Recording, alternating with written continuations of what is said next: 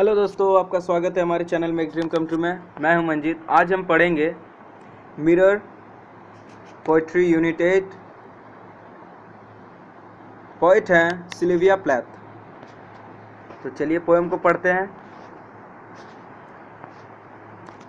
I am silver and exact, I have no preconception, whatever I see I swallow immediately, just as it is, unmisted by love or dislike.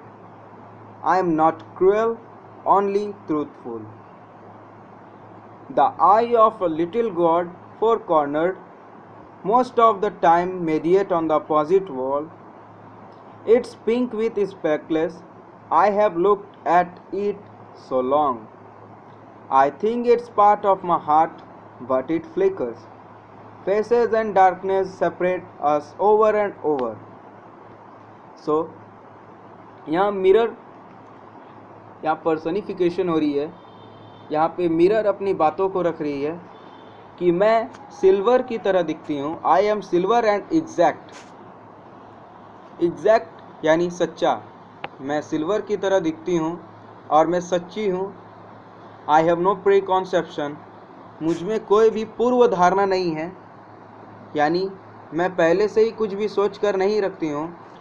What ever I see I swallow immediately, मैं जो कुछ भी देखती हूँ मैं उसे तुरंत निगल लेती हूँ। यानी जो मिरर है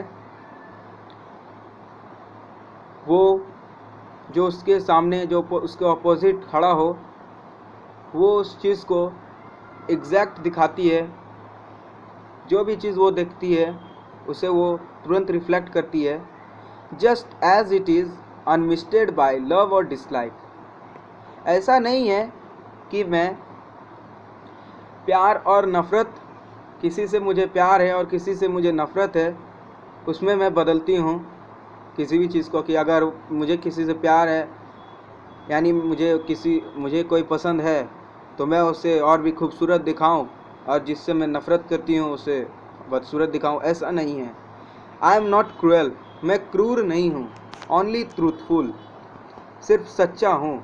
मुझे जो दिखता है मैं उसे तुरंत रिफ्लेक्ट कर देती हूँ।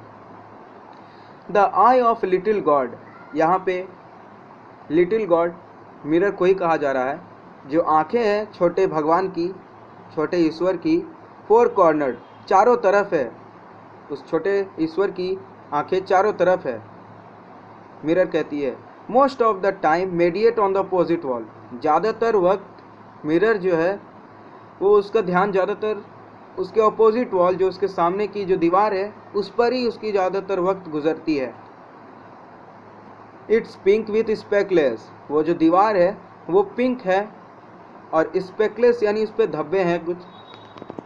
I have looked at it so long, मैं उसे काफ़ी समय से देख रही हूँ। तो I think it's a part of my heart but it flicker, इसीलिए मुझे लगता है कि वो मेरे दिल का एक हिस्सा है, क्योंकि वो ज़्यादातर वक्त उसके अपोजिट वॉल जो है, उसके सामने वाली जो वॉल है, उसी को ज़्यादातर वक्त वो देखते रहती है। इसीलिए उसे लगता है मिरर को कि उसके दिल का एक हिस्सा बन चुका है वो दीवार। बट इट फ्लिकर, लेकिन ये जो है फ्लिकर होते रहती है। जो फेसेस है और डार्कनेस है वो सेपरेट करते रहती है हमें बार बार।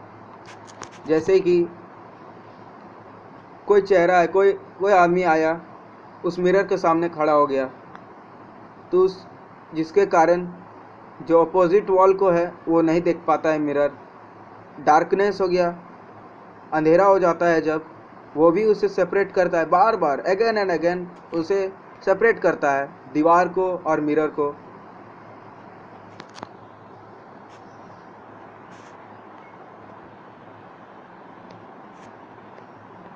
Now I am a lake, अब मैं एक झील हूँ।